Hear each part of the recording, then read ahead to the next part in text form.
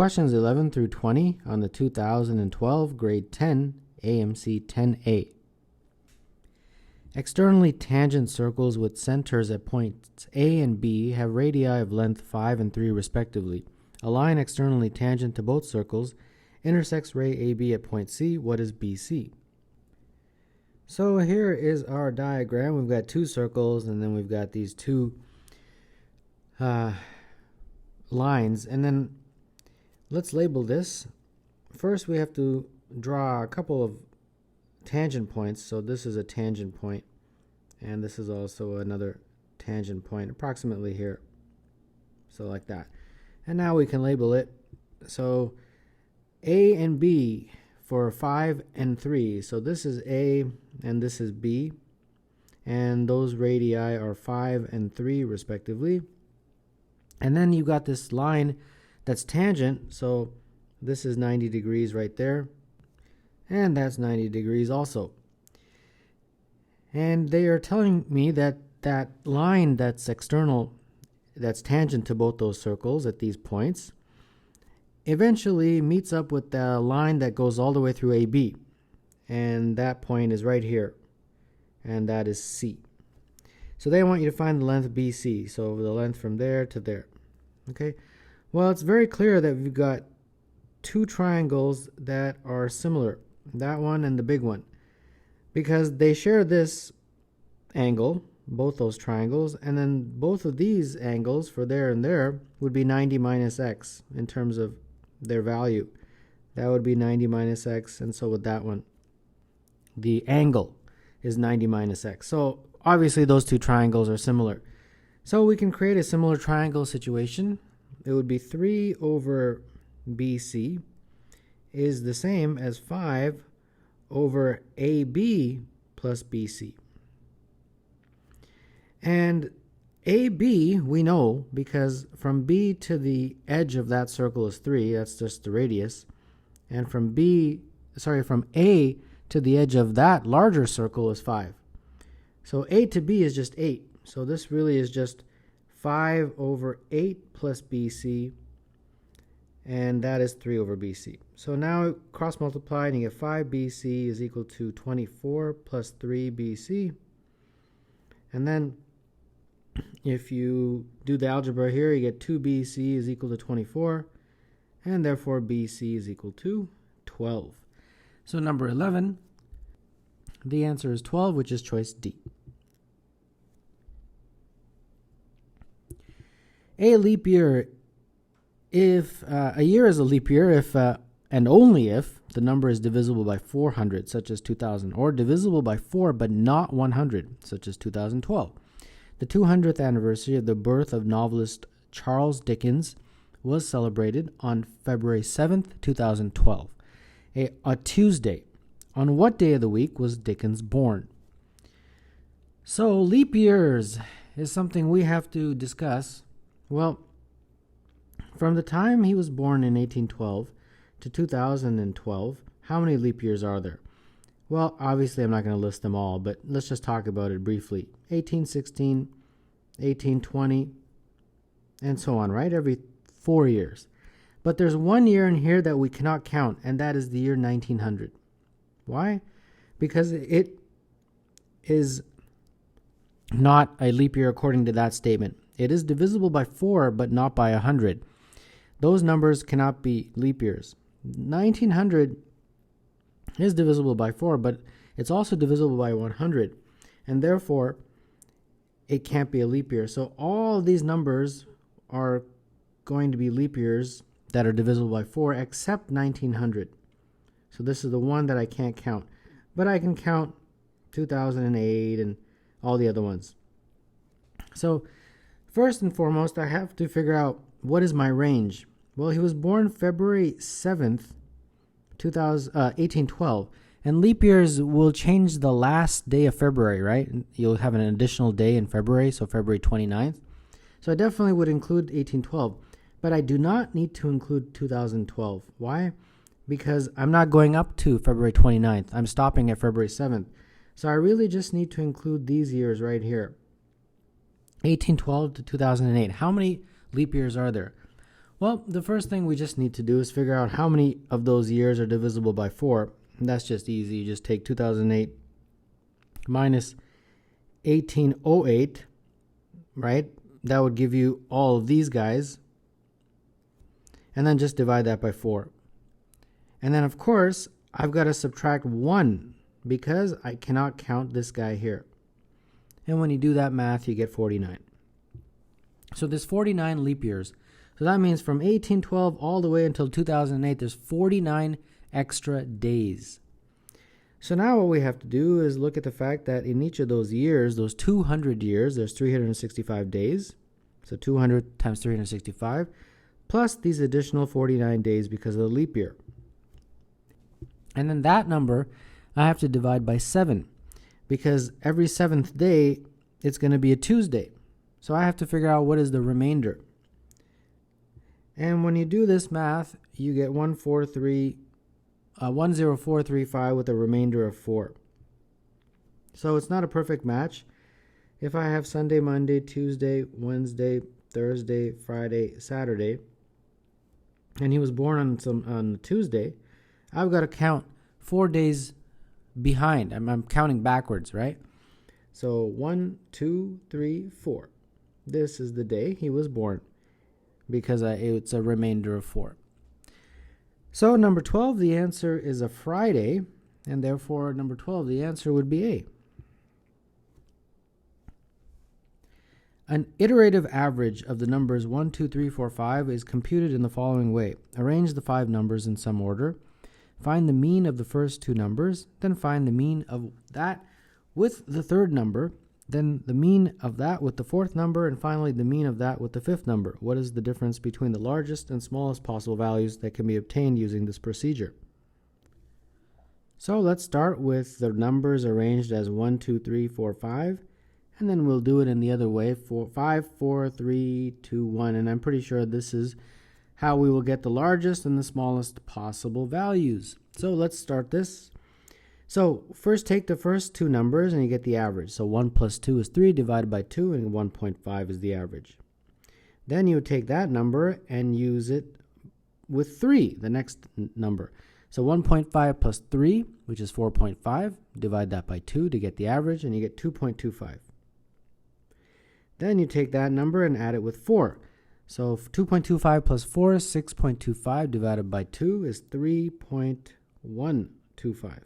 And then finally, 3.125 with the 5 is 8.125 divided by 2, and you get 4.0625. Yeah. So now we have to do the exact same thing over here. So 5 plus 4 is 9. 9 divided by 2 is 4.5. 4.5 plus 3 is 7.5. That divided by 2 is 3.75. I'm just taking the average each time. This plus this is 5.75 divided by 2 to get the average, and you get 2.875. And then finally, this number and that number is 3.875 divided by 2 is 1.9375. So now we have to take the difference between these 2 numbers, this one and this one, you're subtracting. And when you take this number and subtract that number from it, you get 4.0625 minus 1.9375, and that is 2.125. And that is equivalent to 2 1/8. And 2 1/8, in terms of the answer choices, is this guy right here, 17/8. So number 13, the answer is C. Chubby makes non-standard checkerboards that have 31 squares on each side. The checkerboards have a black square in every corner and alternate red and black squares along every row and column. How many black squares are there on such a checkerboard? Okay, so I'm certainly not going to draw out the entire checkerboard, but let's just talk about this. So we've got black squares in every corner. So in every corner, we've got these black squares, like that. And then we are alternating with red, right? So the next one over is going to be red, and the next one over is going to be red. But then we're also alternating with regard to the next row. That's going to be red. And then the next square will be black, like that. And it just keeps on going like that, right? So our task is to figure out how many black squares in total. Okay. So in each of these rows, we can add up the number of black and the number of red. And then we'll get an understanding of what's going on. So there's 31. It's a 31 by 31 board. So there's 31 in that row, 31 small squares. Now how many are black, how many are red? Well, there's black on either side. So that means there's got to be 16 black and 15 red, right? 15 plus 16 is 31. But there's blacks on either side. So that means 16 have to be black. Now, if we go to the next row, this row is a little bit different. This one is red on either side, right? Because it alternates. And then this is black right here. So this one, it's the reverse. It's not 16, 15, it's 15 and 16. And that, of course, has to add up to 31. So it just keeps on going like this. The next row, of course, would be 16, 15. The next row would be 15 for black, 16 for red, and so on. And there's 31 of them going down. So, not a problem. We have to add up just the black numbers. So it's basically 16 plus 15, 16 plus 15, and so on, right? A whole bunch of 16 plus 15s. And at the very end, you're going to have one lone 16. So 16 plus 15, and like that. So how many of these 16 plus 15 are there? Well, this one is the 31st row. All of these are the first 30 rows. And I'm pairing them. So 30 numbers would give me 15 pairs. So 15 of these pairs. And each pair, 16 plus 15 is 31. And then, of course, I have to add that lone 16 at the very end. So 15 times 31 plus 16, and that is 481. So number 14, the answer is B.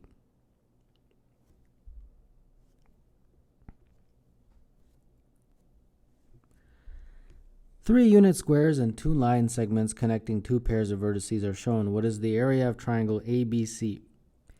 Well, there's a lot of ways of doing this question. I'll just put it on a coordinate axis. I like that system. It's not that complicated. So here we go. I'm going to call this line right here L1, and I will call this line right here L2. This one right here. And then, of course, I'll find the point of intersection, and once I do, I can find the area. Not a problem.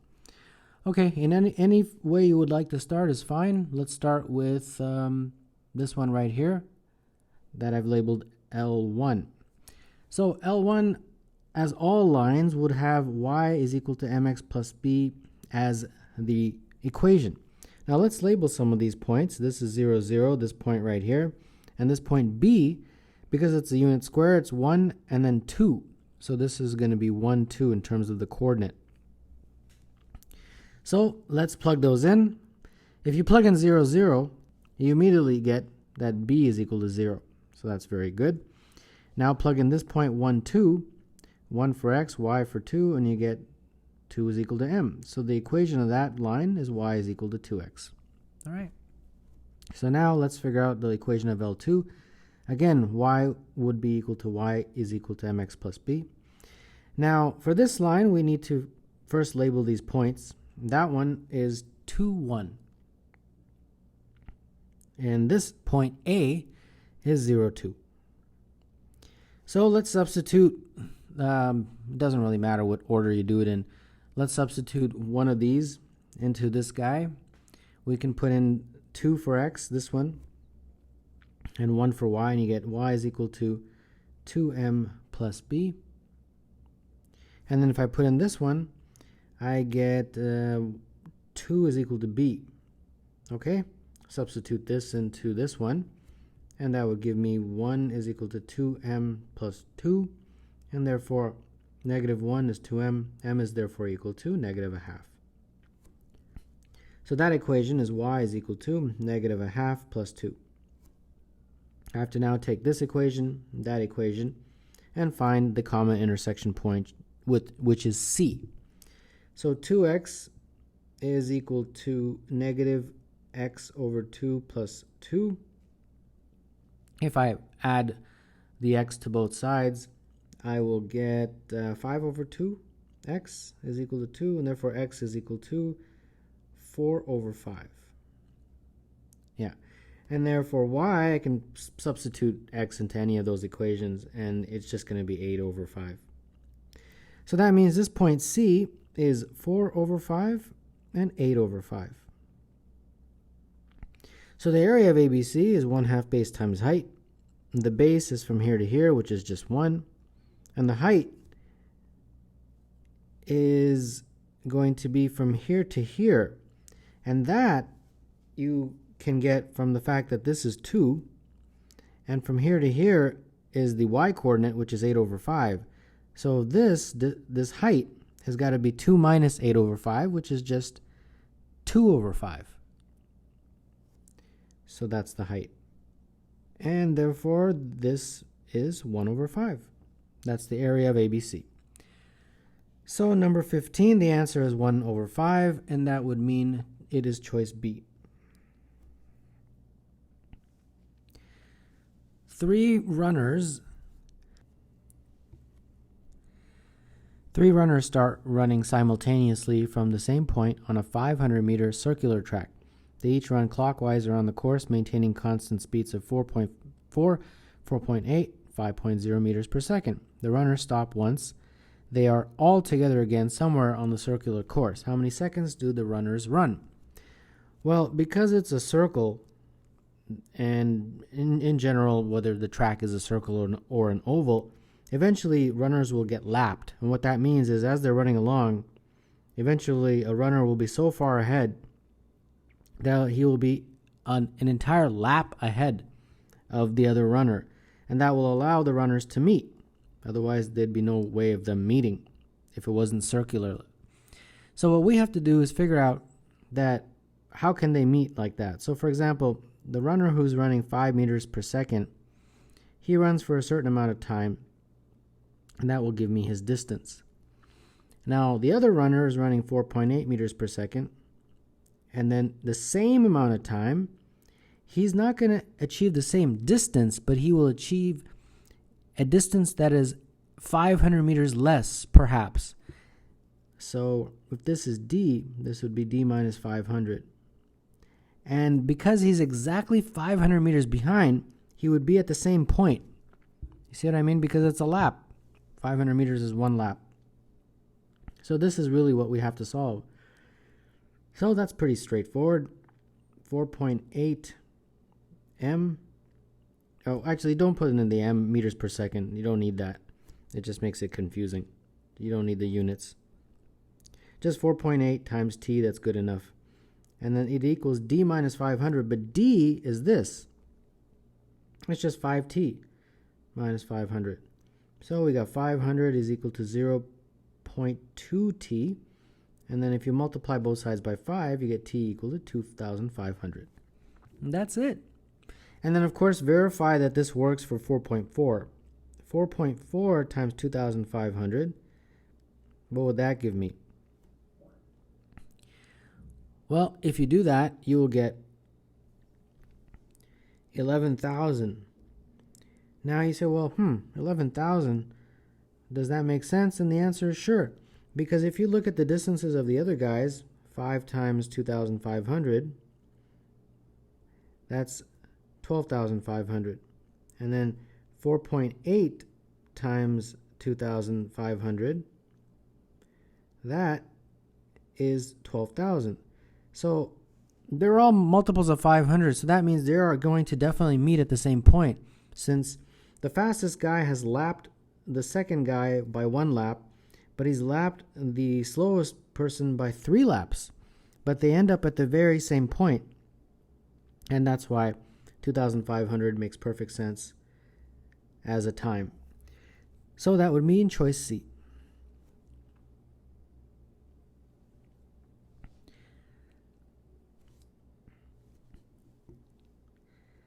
Let a and b be relatively prime integers with a greater than b greater than 0, and a to the power of 3 minus b to the power of 3 over a minus b all to the power of 3 is equal to 73 over 3. What is a minus b? Well, the first thing we can do, of course, is just factor this. A minus b. And then this one would factor to a squared plus ab plus b squared. And this, of course, is a minus b times a minus b squared. And that's 73 over 3. Well, this cancels with that, right? So the only thing you're left with is just a squared plus ab plus b squared all over this a minus b squared. And then at this point, you say, well, where do I go from here? Because it seems like a bit of a dead end sometimes, right? But not to worry. What you can do is you can expand this. And if you expand it, it should help. So if you expand the bottom, you will get, instead of writing it, I'll just write it here. You will get a squared minus 2ab plus b squared, right? And then at this point, you can cross multiply.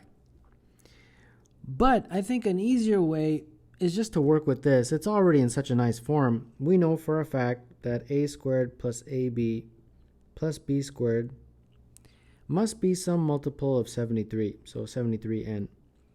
And we also know that a squared minus 2ab plus b squared, which is the denominator, is going to be some multiple of 3.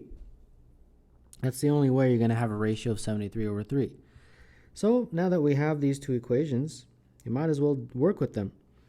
So what I'm going to do is I'm going to subtract them. So if this is equation 1 and this is equation 2, I will do 1 minus 2. I think that will give me the best result.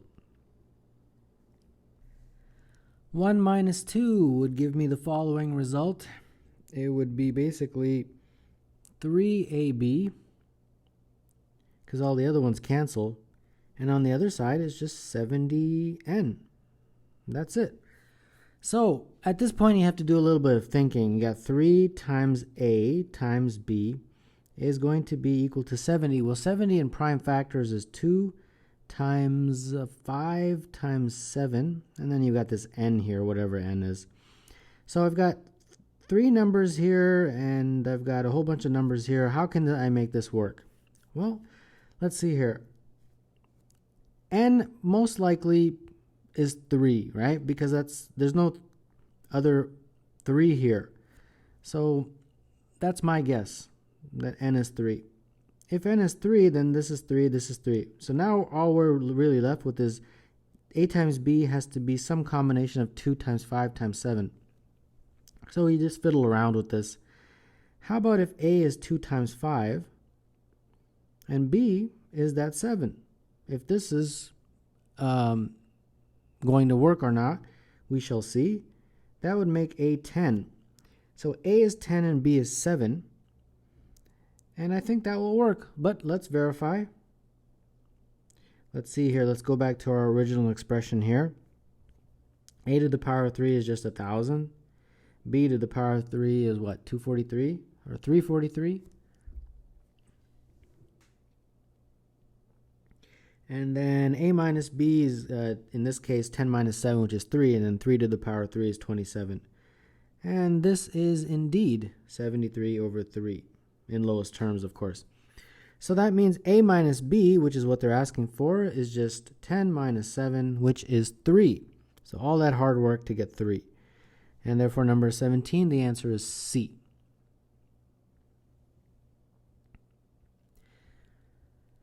The closed curve in the figure is made up of 9 congruent circular arcs, each of length 2 pi over 3, where each of the centers of the corresponding circles is among the vertices of a regular hexagon of side 2. What is the area enclosed by the curve?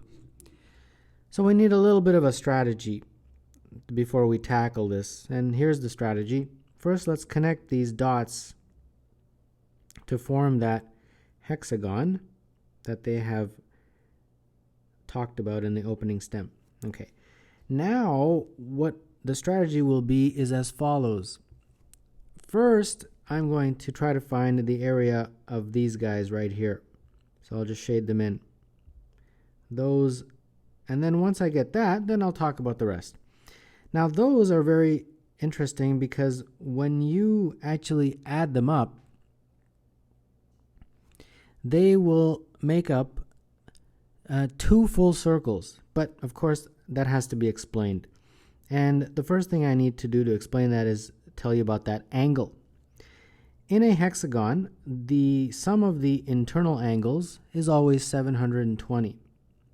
Now, even if you didn't remember that, you can just chop up a hexagon into 4 triangles. And each triangle, the sum of the angles is 180. So you just multiply by 4. And that's how you get that 720. Now, if you want each of those angles, you would divide by 6 because there's 6 internal angles. So each internal angle is 720 divided by 6, which is 120. So that basically means that this angle in here is 120 degrees. So this whole angle on the other side will be 240. So each of those segments that I just shaded here, right, this right here, is going to be calculated as follows. It'll be 240 degrees over 360 degrees multiplied by the area of the circle. And that, in lowest terms, is just 2/3 times pi r squared. But we have 3 of them. We have one here, and one here. So this is going to be multiplied by 3. So in the end, we just have 2 pi r squared. And that will give me the area for this, this, and this. But what's r? R isn't given to us in the question. But we can figure out r because they tell me that the arcs are 2 pi over 3. Now, which arc are they referring to? They're referring to just one arc. Just there, that one, or this one. Just one of those. And that's going to help us figure out what is r. Now, in this case, from here to here, it's 2 arcs, right?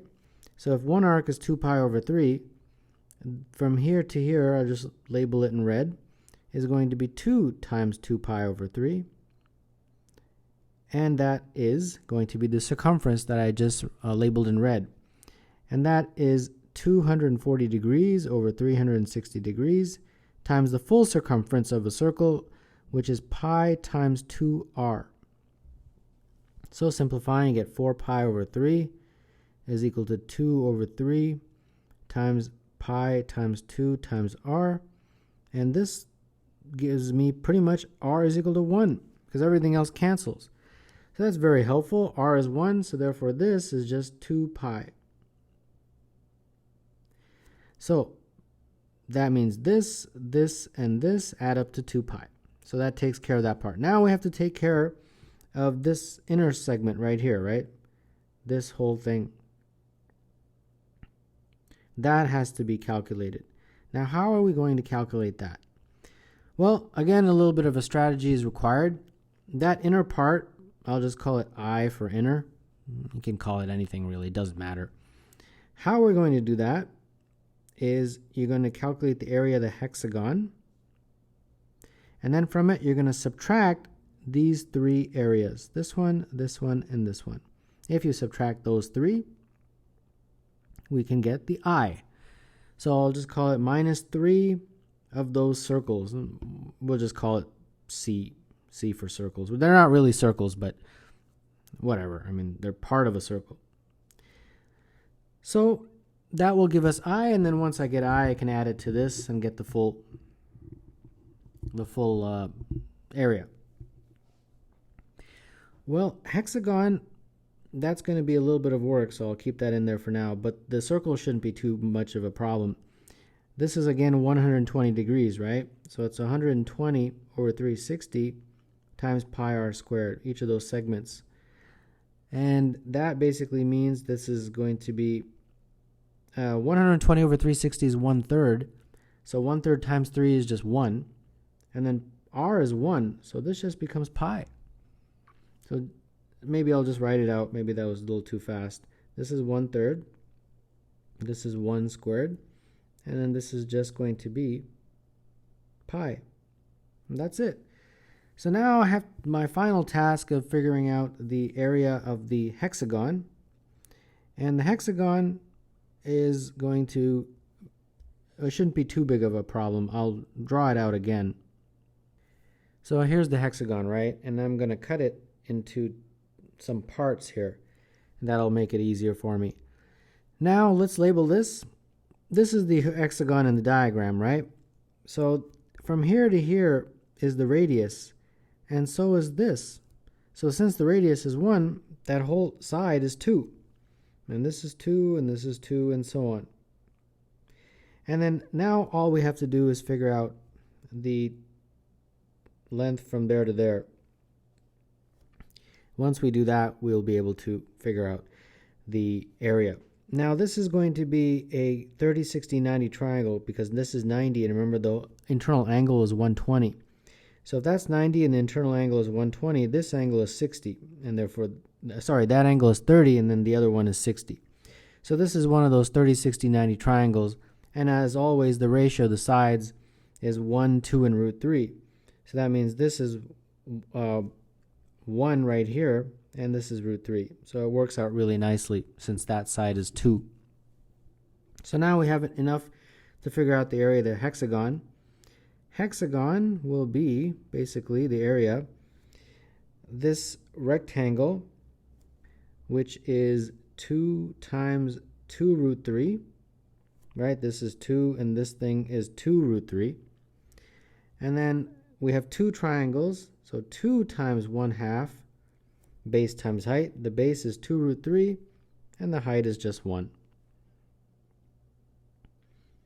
So that looks like 4 root 3 plus 2 root 3, and that is therefore 6 root 3. So this is 6 root 3 minus pi. And the last step is to take that and add it to this, and when you do, you get 6 root 3 minus pi plus 2 pi, and that is 6 root 3 plus pi. 6 root 3 plus pi, the answer, therefore, for number 18 is E.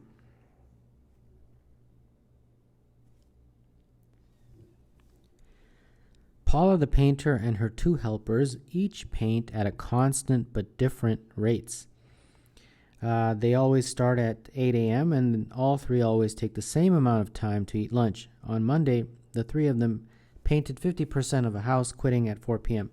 On Tuesday, when Paula wasn't there, the 2 helpers painted only 24% of the house and quit at 2:12. On Wednesday, Paula worked by herself and finished the house by working until 7:12 p.m. How long in minutes was each day's lunch break? So we have Monday, Tuesday, and Wednesday.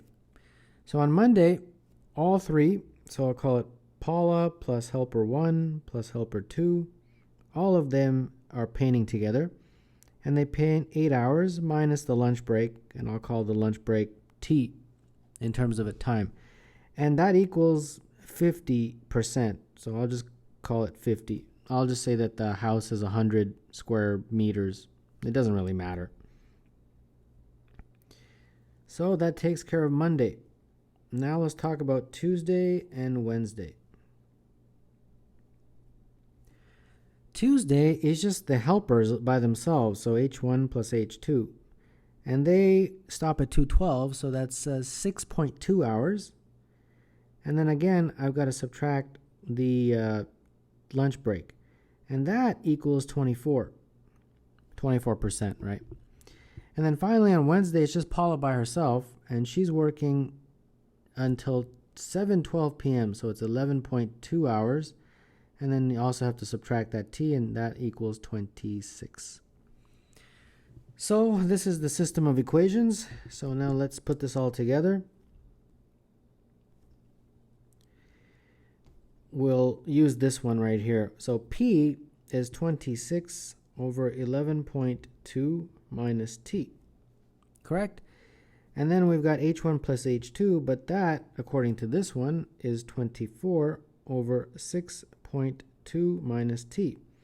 And then don't forget to multiply by 8 minus t, and that's got to equal 50. And this is the equation we have to solve. Now, what I did was I just looked at the answer choices, and I plugged them in one by one, converting these to hours, of course. This is 0.5 hours, and this is 0.6 hours. This is 0.7 hours. This is 0.8, and this is, of course, just 1 hour. And when you plug them in, the one that makes left side equal right side is this one right here. Otherwise, this is going to be a long, messy quadratic or something, and you don't want to do that. So number 19, the answer is D.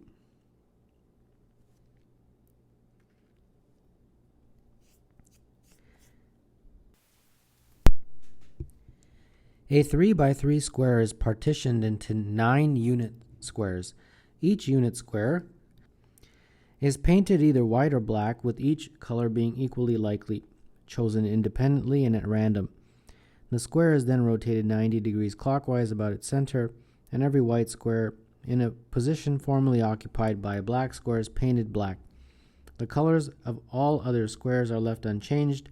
What is the probability that the grid is now entirely black? So let's draw 2 squares, and let's talk about this. And here we go. So the first one, I'll label the vertices A, B, C, D. And when you rotate it 90 degrees, the vertices just rotate. So this becomes A, this becomes B, this becomes C, and this is D. And I'll also label them the individual boxes 1 to 9 to kind of illustrate what happens with those. When you rotate those, it becomes 1, 2, 3 here, 4, 5, 6 here, and 7, 8, 9 here. So a lot of these, will become something else. So for example, if you were to look at just the original box, 1, 2, 3, 4, 5, 6, 7, 8, 9, and then draw arrows, I will label now what each of these boxes becomes. So for example, on the original square, the 1 is there, right? But then when you rotate it, it actually took 7 takes its place. And in a very similar way, 2 is the number for the square on the original shape, original position, but when you rotate it, 4 takes its place. So I put the 4 there. And similarly, I just fill all these out. 1, 8, 5, 2, 9, 6, 3, right? So interestingly, the 5 is the only one that actually doesn't change. So we want the end result to all be black. We want everything to be colored black. Well, the only way to get the 5 black after the rotation is to have it black before the rotation. Okay? So the black for 5 is pretty straightforward.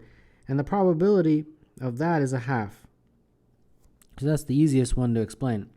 But now we have to explain all the other ones, and it's a challenging question, so I'll try my best. The first one, of course, is understanding that we have to group these. So let's just look at the corners, 1, 3, 7, 9. We're only going to look at the corners first. Now, the corners 1, 3, 7, 9 have different possibilities, right? Each of them in the original position can have either a white or a black. There's only 2 possible colors. So for each of these, you have 2 possible colors for each. So to figure out the total number of combinations, you just multiply them all. So 2 times 2 times 2 times 2 is 16. 16 different combinations for those corners. And those combinations, you can pretty quickly make a list. It's not really that complicated. It's as follows. You can have either all black for 1, 3, 7, and 9. Or you can have other combinations, like you can have 3 black and 1 white. Or you can have 2 black and 2 white, like this, BW, BW. Or you can have WB and WB. Now what's interesting about these ones is that after rotation, they end up all black. And I encourage you to see why. I'm not going to go through every single one, but I'll just go through a couple.